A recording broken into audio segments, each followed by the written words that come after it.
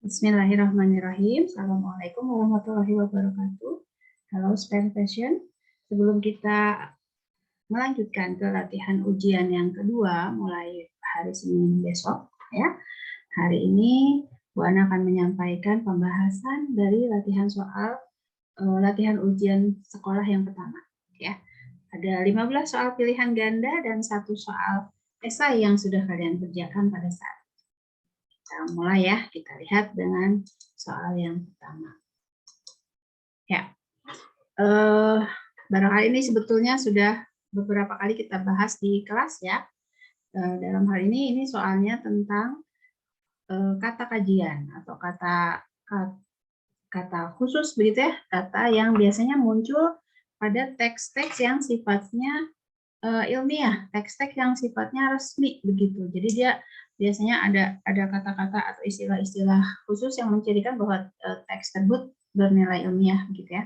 Nah, di sini yang dicontohkannya adalah kalimatnya banyak kalangan menyebut Rudy Hartono sebagai maestro bulu tangkis dunia. Nah, yang ditanyakan adalah makna dari kata maestro. Di sini pilihannya orang hebat dalam bidang yang digeluti, kemudian orang yang ahli dan berprestasi di bidang tertentu, kemudian orang yang mempunyai nama besar karena kesuksesannya, dan orang yang menjuarai suatu pertandingan dan tidak terkalahkan.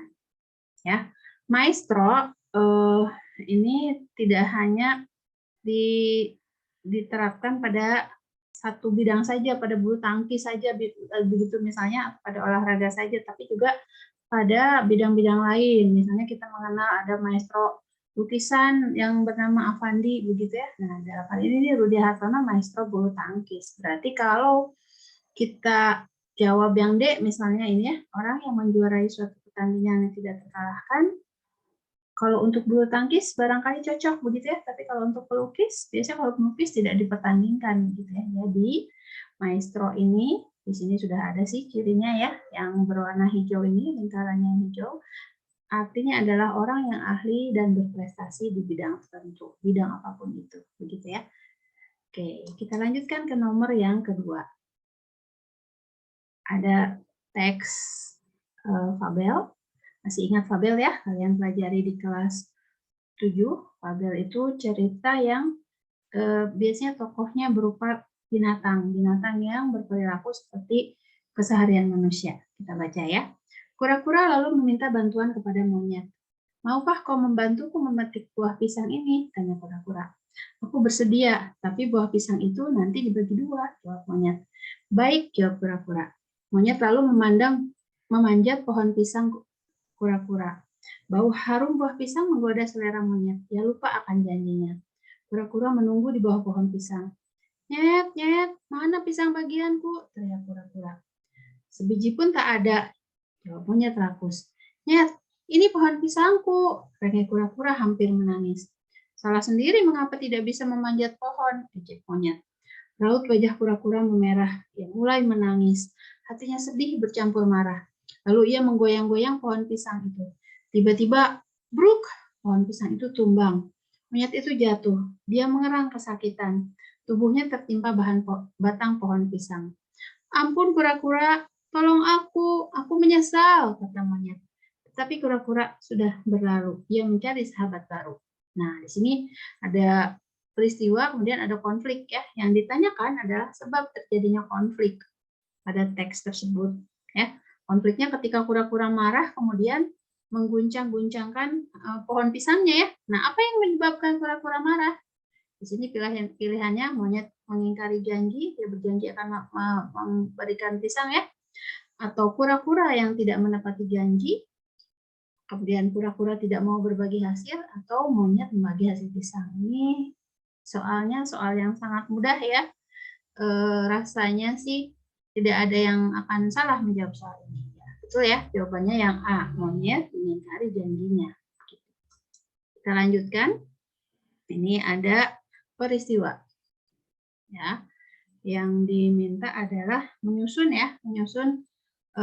peristiwa tersebut menjadi susunan yang tepat. Kalimat pertama bunyinya pemilik kedai menawari Bagus semangkuk mie. Kalimat kedua, Bagus turun dari kereta dengan berdesak-desakan. Kalimat ketiga, pemilik kedai merasa iba melihat keadaan Bagus. Kemudian kalimat keempat, Bagus merasa panik karena tidak dapat membayar air mineral yang telah diminumnya. Yang kelima, Bagus tidak menyadari dompet yang ia simpan di saku celananya dicuri. Ya, jadi ada 5 kalimat, kalian diminta untuk menyusun kalimat-kalimat tersebut menjadi sebuah peristiwa yang kronologis itu berdasarkan susunan ceritanya, gitu ya. Kalau kita lihat pilihannya, ini pilihannya antara dimulai dengan kalimat yang nomor 2 atau nomor 3. Coba kita lihat kalimat nomor 2 dan nomor 3. Bagus turun dari kereta api dengan berdesak-desakan. Kemudian kalimat ketiganya, pemilik kedai merasa iba melihat keadaan Bagus. Kira-kira yang mana yang lebih tepat? Yang 2 atau yang 3 untuk kalimat pertama? Ya, pasti kalimat yang kedua ya, karena tidak serta-merta tiba-tiba ada kalimat pemilik kedai merasa iba melihat keadaan Bagus. Kita harus tahu dulu keadaan Bagusnya seperti apa. Oke, kalau kita mulai dari kalimat yang kedua, maka pilihan kita jadi lebih sempit nih. Hanya A dan B. Bagus turun dari kereta api dengan berdesak-desakan. Nah, setelah berdesak-desakan, apakah pilihannya langsung ke kalimat ketiga, pemilik kedai merasa iba? Rasanya ada yang terloncati ya kalau ke situ, berarti barangkali ya ini jawabannya yang B ini. Bagus tidak menyadari dompet yang ia simpan di saku celananya dicuri. Kenapa ini nyambung dengan kalimat yang kedua tadi? Karena dalam kondisi yang berdesak-desakan ya, barangkali ini jadi kesempatan untuk pencopet untuk mengambil dompetnya Bagus begitu. Kemudian ke kalimat yang 4, Bagus merasa panik karena tidak dapat membayar air mineral yang telah diminumnya. Kemudian baru, jadi rupanya Bagus turun dari kereta, kemudian dia bermaksud membeli minuman dan dia tidak menyadari bahwa dompetnya itu hilang, begitu ya. Akhirnya dia panik. Nah, pemilik kedainya melihat Bagus panik, bukan nggak marah ya. Dia tahu Bagus tidak ada uang, tidak bawa uang barangkali, tapi justru merasa iba melihat keadaan Bagus. Kemudian pemilik kedai menawari Bagus semangkuk mie. Masya Allah, baik banget ya pemilik kedainya.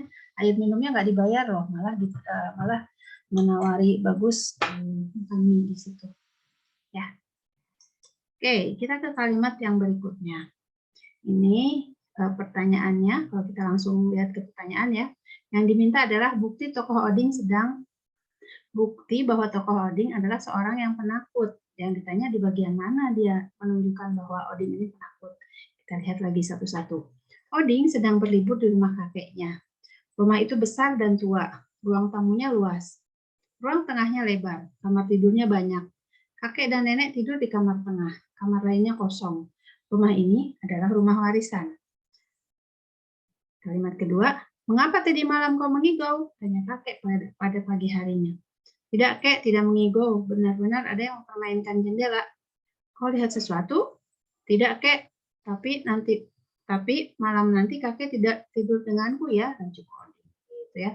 Di sini di kalimat yang terakhir ini, Oding menunjukkan bahwa dia takut, begitu ya. Makanya malam nantinya dia meminta pada kakek untuk menemaninya. Gitu. Jadi jelas ya untuk kalimat yang keempat ini adalah yang menunjukkan bahwa Oding mempunyai watak yang penakut. Nah, kalau kita bicara soal tokoh, soal watak, soal karakter, berarti ini teksnya adalah teks cerpen ya. Kalau kita lihat dari penulisannya, ini teksnya teks cerita pendek, begitu, teks narasi. Kalau narasi itu biasanya ada peristiwa, kemudian ada tokohnya, dan tokohnya punya karakter. Nah, sini yang ditanyakan adalah karakter Odingnya. Bukti bahwa Oding mempunyai sifat yang penakut. Kita lanjutkan ke kalimat yang kelima. Kalimat yang kelima adalah memperbaiki susunan kalimat. Ya. Bunyi kalimatnya, Erick Thohir dipercaya sebagai Presiden FC Internazionale Milano pada 2013 yang ke-21. Ini kalimatnya rancu. Kalau kita perhatikan, Presiden FC Internazionale Milano pada 2013 yang ke-21. Yang ke-21 itu apanya? Presiden yang ke-21 atau Internazionale Milano-nya yang ke-21 atau bagaimana gitu ya. Makanya ini kalimatnya harus disusun supaya menjadi kalimat yang lebih tepat. Nah, lihat pilihan-pilihan jawabannya. Erick Thohir dipercaya pada 2013 sebagai Presiden FC Internazionale Milano yang ke-21. Yang B, Erick Thohir sebagai Presiden FC Internazionale Milano dipercaya yang ke-21 pada 2013. Ini pesannya makin ngawur begitu ya.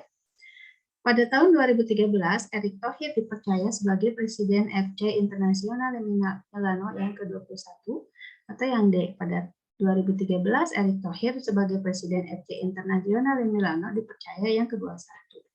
Ya, Bu Ana di sini sudah menandai bahwa jawaban yang paling tepat adalah yang C.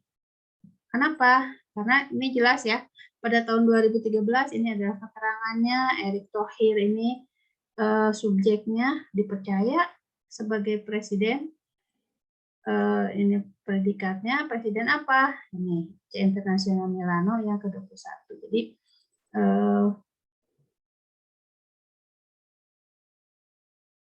ya, jadi si FC Internazionale Milano ini sebelum Erick Thohir berarti sudah punya 20 presiden sebelumnya begitu ya. Nah, Erick Thohir ini dipercaya sebagai yang ke-21-nya itu. Oke, kita lanjutkan ya. Ini kalian diminta untuk memberi judul yang tepat untuk teks laporan hasil percobaan. Ya. Teks laporan hasil percobaan ini materi kelas 9 yang memang pada kurikulum darurat ini tidak kita pelajari. Tapi kalau kalian ingat lagi, di kelas 7 kalian pernah belajar tentang teks laporan hasil observasi. Ya. Jadi kalau ini percobaan, kalau itu observasi. Jadi bedanya mungkin lebih ke kalau percobaan itu dilakukan oleh kita sendiri, kalau observasi hanya mengamati begitu ya. Tapi secara prinsip, secara strukturnya ini hampir mirip. Nah, di sini yang diminta adalah kalian memberikan judul ya. Kita lihat pada saat kita tidur, baik siang maupun malam hari, selalu saja ada makhluk kecil bersayap bernama nyamuk. Hal ini mungkin hal yang sepele bagi sebagian orang, dan dapat diatasi dengan menyemprotkan cairan pembasmi nyamuk yang banyak berada di pasar. Namun, tahukah Anda jika cairan pembasmi tersebut mengandung berbagai bahan kimia yang dapat membahayakan kesehatan kita? Untuk mengatasi hal tersebut, terdapat cara alternatif yang lebih aman untuk menangkap dan memerangkap nyamuk. Cara membuatnya cukup sederhana, dan bahan membuatnya pun dapat kita temukan dalam kehidupan sehari-hari. Tadi apa yang akan dibuat itu apa tadi? Alat untuk menangkap dan memerangkap nyamuk, begitu ya. Jadi kira-kira mana nih judul yang tepat? Yang pertama misalnya, cara membuat perangkap alternatif dan aman. Perangkap apa? Ya, di sini tidak jelas perangkap apa yang akan dibuat. Yang kedua, cara aman membuat cairan pembasmi nyamuk. Di sini bahkan di teksnya dikatakan bahwa cairan pembasmi nyamuk ini berbahaya, gitu ya. Jadi yang ketiga juga salah. Cara yang kedua, yang ketiga, cara alternatif membuat nyamuk terperangkap. Maksudnya bagaimana membuat nyamuk terperangkap ya? Ini juga mungkin kurang tepat. Yang D, cara membuat perangkap nyamuk sederhana. Ini baru yang paling tepat. Begitu ya, anak-anak. Kita lanjutkan soal selanjutnya, soal nomor 17. Ini soalnya adalah kerangka teks pidato persuasif. Harusnya masih hangat nih ya, karena kita belajar tentang teks pidato persuasif itu di semester yang lalu. Di sini judulnya mewaspadai bahaya pergaulan bebas remaja. Ada pembukaan, masih ingat ada apa saja di pembukaan? Ya, di sini dituliskan ada salam, kemudian ada sapaan hormat, ada syukur. Kemudian yang harus kalian isi adalah di bagian isinya ya, yang bagian rumpang di kerangka teks ini adalah di bagian isinya. Yang pertama, bagian A, fenomena pergaulan bebas di kalangan remaja, bagian B-nya rumpang, kemudian C-nya dampak negatif pergaulan bebas remaja, bagian D-nya rumpang, kemudian masuk ke bagian penutup, terdiri atas simpulan, permohonan maaf dan ucapan terima kasih, kemudian diakhiri dengan salam. Nah, tadi temanya adalah mewaspadai bahaya pergaulan bebas remaja. Di bagian isi yang sudah dituliskan di sini fenomena pergaulan bebas di kalangan remaja, kemudian ada dampak negatif pergaulan bebas remaja. Kira-kira apa ya yang akan muncul begitu ya? Kalau di pilihan jawabannya yang A, pengertian pergaulan bebas menurut para ahli. Ini mungkin bisa jadi bisa kita tempatkan ya. Coba kita lihat yang D-nya. D, dampak positif pergaulan bebas remaja. Kira-kira ada nggak ya dampak positifnya? Mungkin ini asal saja karena di sini ada dampak negatif, maka di sini ada dampak positif. Tapi rasanya nih sejauh pengetahuan Bu Ana, kayaknya nggak ada ya dampak positifnya. Kita lihat yang pilihan jawab berikutnya. Faktor penyebab pergaulan bebas remaja dan langkah mengantisipasi pergaulan bebas remaja.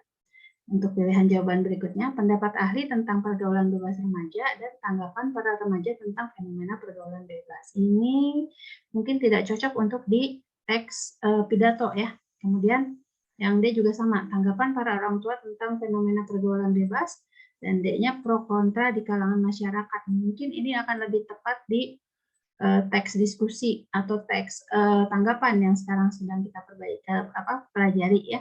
Maka untuk yang soal nomor 7 ini yang paling tepat adalah pilihan jawaban yang kedua, yang B, faktor penyebab, D-nya langkah mengantisipasi. Kita lanjutkan kembali, ini tentang slogan kalian pelajari di kelas 8. Ya. OSIS SMP Salman Al Farisi mengadakan kegiatan gotong royong membersihkan parit, selokan, dan sampah di sekitar lingkungan. Kegiatan ini bertujuan agar lingkungan sekitar tetap sehat dan bersih. Slogan yang sesuai dengan ilustrasi tersebut adalah, gimana nih? Apakah gotong royong menjalin kerjasama sesama warga? Ini yang mengerjakannya adalah OSIS, bukan warga masyarakat, ya. Atau lingkungan bersih dan sehat menjadi tanggung jawab kita. Mari bersama-sama bergotong royong di lingkungan sekitar, atau hidup sehat dan bersih merupakan cita-cita warga bersama. Kalau Bu Ana lihat-lihat nih, yang paling memungkinkan adalah pilihan jawaban yang B dan yang C. Ya, tapi kalau kita kembalikan lagi slogan itu biasanya apa ya, kalimatnya powerful gitu ya, apa ya, bukan powerful. Jadi menunjukkan sesuatu yang kuat gitu ya. Kalau di yang C kan ini ada ajakan di sini ya, ada persuasi, tapi yang lebih menunjukkan kekuatan sebagai jargon, sebagai slogan itu yang B, yang lingkungan bersih dan sehat, tanggung jawab kita bersama. Ya, nomor 9. Banjir bandang itu datang tiba-tiba menerjang wilayah Garut dan sekitarnya, kata Dedi Irawan, salah seorang warga. Ingat, Dedi Irawan ini salah seorang warga.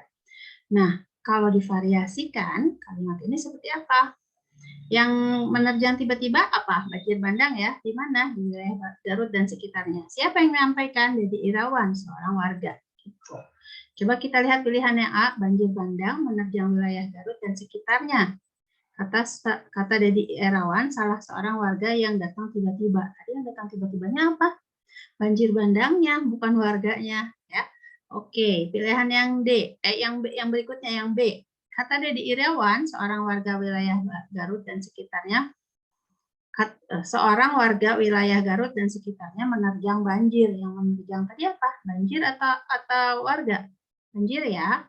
Oke, yang B juga tidak tepat. Yang C, kata Dedi Irawan, salah seorang warga, wilayah Garut dan sekitarnya diterjang banjir bandang yang datang tiba-tiba. Tadi menerjang, ini diterjang, tapi ini yang paling tepat yang ini ya. Jadi memvariasikannya dalam hal ini dipasifkan ya kalimatnya. Kenapa sih yang terakhir salah? Coba kita lihat juga. Salah seorang warga, Dedi Irawan, secara tiba-tiba mengatakan wilayah Garut dan sekitarnya diterjang banjir. Ini yang tiba-tiba adalah mengatakannya. Ya, jadi yang paling tepat adalah pilihan yang ketiga atau yang C. Ya, yang ke-10. Seorang siswa diminta membuat teks dengan judul upaya mengatasi kecanduan terhadap game online pada remaja. Susunan kerangka teks yang tepatnya seperti apa? Ya, ini pilihannya masih ada di bagian belakangnya nih ya. Misalnya, yang satu, latar belakang timbulnya kecanduan game online, tips mengantisipasi, langkah mengatasi kecanduan, dan masalah yang timbul akibat kecanduan game online. Ini sepertinya kurang susunannya kurang kronologis begitu ya, kurang sistematis begitu. Jadi ada masalah di belakang begitu, tapi sudah ada langkah mengatasi sebelumnya gitu. Biasanya kalau masalah itu disampaikannya di bagian awal justru begitu ya. Nah, ini juga sama. Ini langkah mengatasinya justru yang disampaikan di awal. Kemudian baru ke fenomena, baru masalah yang timbul, terakhir tips ya. Yang pilihan pertama, masalah yang timbul akibat kecanduan game online pada remaja, langkah mengatasi, mengantisipasi, dan pentingnya mengatasi. Ini juga kurang sistematis ya. Coba kita lihat yang ini, fenomena maraknya kecanduan game online pada remaja. Ini fenomenanya dulu ya, peristiwanya dulu dilihat begitu. Kemudian masalahnya apa sih kalau ada kecanduan game online itu? Kemudian langkah mengatasinya bagaimana? Terakhir tips mengatasi kecanduan online. Jadi pilihan jawaban yang kedua yang paling tepat. Selanjutnya untuk soal nomor 11 pantun, kalian mempelajari pantun di kelas 7 ya. Yang paling prinsip dari pantun itu dia ada 4 ini ya. 4 baris, 2 baris pertama itu adalah sampiran, 2 baris keduanya isi, dan biasanya rimanya, masih ingat apa itu rima? Rima itu bunyi akhir dari setiap barisnya ya, itu A, B, A, B. Nah, ini ke pasar membeli roti tawar, kemudian kosong. Kalau ingin bertambah pintar, nah ini ada tawar, pintar. Jadi R-nya ini yang dimaksud A, B, A, B itu. Berarti kalimat kedua dan keempat itu B ya. Jadi nggak boleh R lagi begitu, harus sama belakangnya seperti apa, dan harus nyambung begitu ya, terutama di bagian isinya nih, di bagian yang keempat. Coba kita rangkaikan dengan pilihan yang pertama misalnya, ke pasar membeli roti tawar, belikan aku sekilo duku. Bisa saja kalau buat sebuah sampiran ya. Kalau ingin bertambah kalau ingin bertambah pintar, bantulah aku bawakan buku. Kayaknya enggak ya. Oke, kita lanjut ke bawah dulu ya. Ke pasar membeli roti tawar, jangan lupa beli pepaya. Kalau ingin bertambah pintar, jangan lupa bahagia. Bisa tapi kurang nyambung ya kayaknya. Ke pasar membeli roti tawar, kayu bakar dibuat arang. Kalau ingin bertambah pintar, banyaklah minta nasihat orang. Coba lihat yang ini. Ke pasar membeli roti tawar, pulangnya jemput adik dahulu. Kalau ingin bertambah pintar, jangan lupa belajar selalu. Kalau pintar biasanya dikaitkannya dengan belajar, tidak harus selalu meminta nasihat orang, mungkin lebih ke kebijaksanaan ya, tidak ke kepintaran begitu. Jadi pilihan jawaban yang paling tepat adalah yang kedua. Soal berikutnya, soal ke-12. Ini yang ditanyakan adalah strukturnya. Teksnya adalah teks laporan. Ya, minuman adalah segala sesuatu yang dapat dikonsumsi dan dapat menghasilkan, dapat menghilangkan rasa haus, biasanya berbentuk cair. Minuman dapat dibedakan berdasarkan khasiatnya sebagai obat atau tidak, penggunaan warna, dan produksi yang menghasilkan minuman tersebut.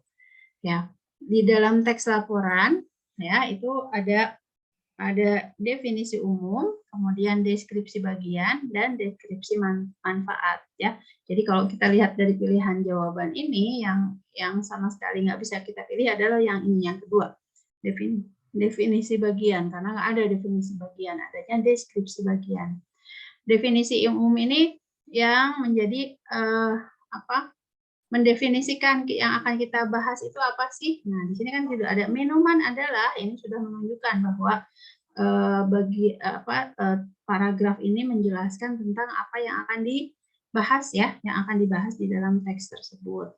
Kalau deskripsi bagian itu nantinya akan lebih merinci ke bagian-bagian lainnya, misalnya ini kalau yang akan dibahasnya adalah minuman kesehatan, maka nanti akan dibahasnya barangkali jenis-jenis minuman kesehatan. Nanti di deskripsi manfaatnya akan dijelaskan tentang manfaat-manfaatnya, begitu ya. Jadi ini berdasarkan strukturnya dari teks laporan adalah bagian definisi umum. Kita lanjutkan dengan soal nomor 13.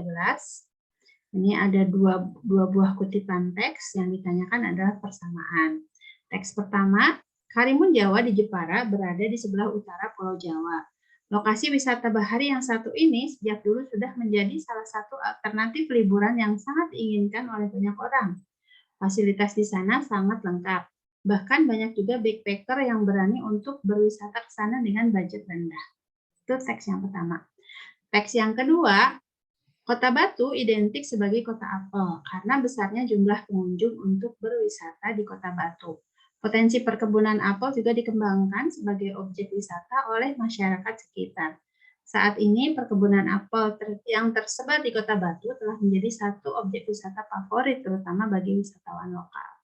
Ya, kedua teks ini dari segi tempatnya beda ya. Satu Karimun Jawa, satunya lagi Kota Batu atau yang terkenal dengan sebagai kota apel, begitu ya.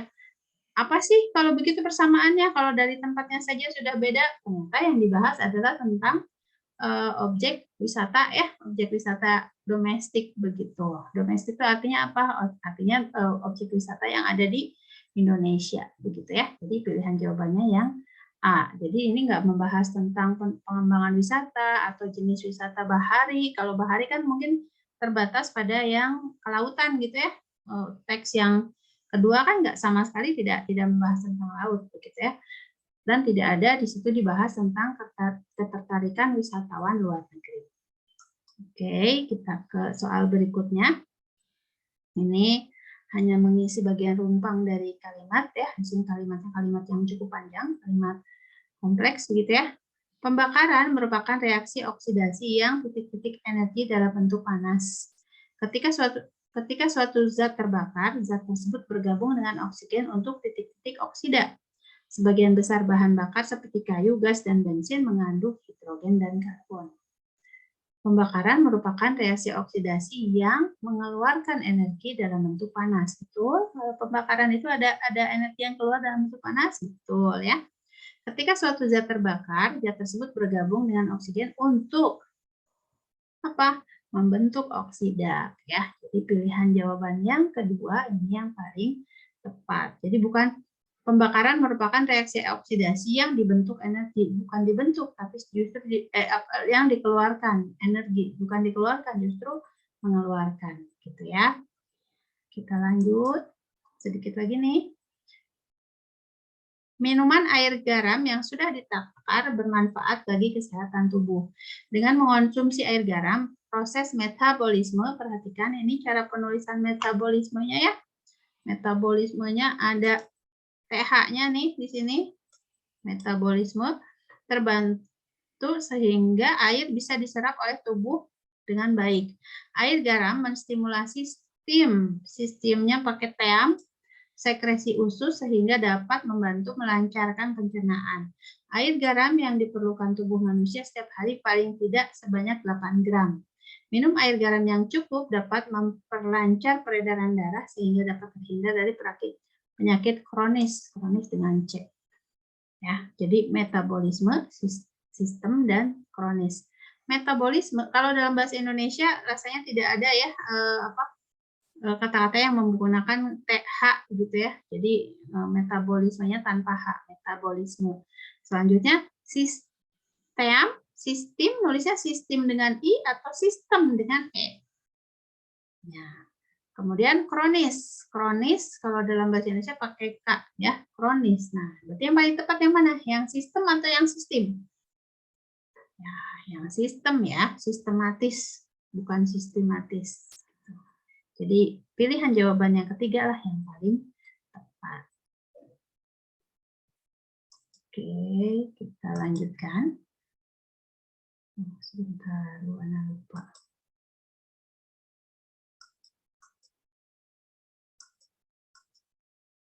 Ya, soal terakhir ini adalah soal esai. Sebetulnya sudah Bu Ana bahas juga ya di kelas. Ini teksnya adalah teks berita. Ya, yang ditanyakan adalah unsur adik Simba apa, di mana, kapan, siapa, mengapa, dan bagaimana. Kalau kita bicara tentang adik Simba, ya tadi ada apa, kemudian ada diknya tuh di mana, kemudian ada kak itu bukan kenapa tapi kapan, ya.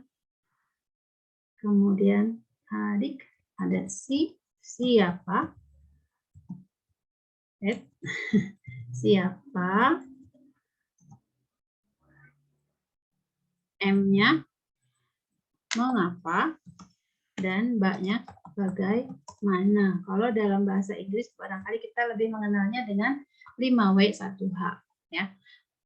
Ketika kita bicara soal adik Simba, kemudian kalian diminta untuk menjelaskan ya dari teks berita itu adik Simbanya, bukan yang ditanyakan bukan kalimat tanyanya. Jadi jangan menjawab pertanyaan seperti ini.